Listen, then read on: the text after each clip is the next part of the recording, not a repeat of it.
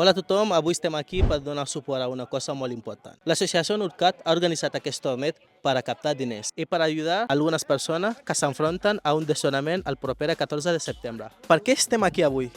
Estem avui aquí per donar suport a les nostres compis d'UTCAT. I ens ho passem molt bé i a sobre podem col·laborar en una causa benèfica pels nois que volen desallotjar d'UTCAT. Hola Jalifa, com estàs? Muy bien, ¿y tú? Molt bé. Venido para jugar con los chicos y conocer también un poco. Se trabajaron el día 14 de septiembre y como ahí son demasiadas personas que no tenemos papeles ni trabajo y no tenemos también ni dónde vivir, por eso tenemos miedo. Què significa per tu ajudar? Para ayudar, para mí significa todo, porque al moment que un necesita ayuda, pues tiene que ayudar. I tu creus que amb l'esport es pot unir forces?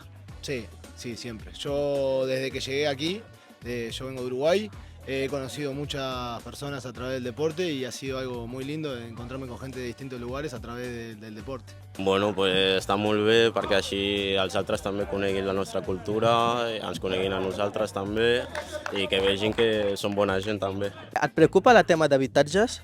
Sí, evidentment. O sigui, és un dels problemes ara potser més grans que tenim com a societat, l'accés a l'habitatge. Sí, una mica sí, porque hay mucha gente que vive en la calle y hay también muchos inmigrantes que no tienen habitatge y también es muy caro también. Ara UTCAT té un desnonament el 14 de setembre i una mica aquesta iniciativa també era per a ser un altaveu. Els nois que migren molts de Senegal, Gàmbia i així, que no tenen on viure perquè la seva situació regular i també econòmica és molt complicada i aquest sistema d'habitatge no empara a situacions més informals, així. I què faràs aquest 14 de setembre?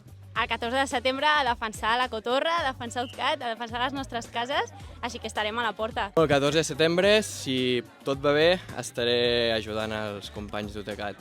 Jo tinc una casa i estic tranquil, però penso que és una vergonya que l'especulació passa per davant de les necessitats de la gent, no? I penso que estaria bé que l'habitatge fos un dret.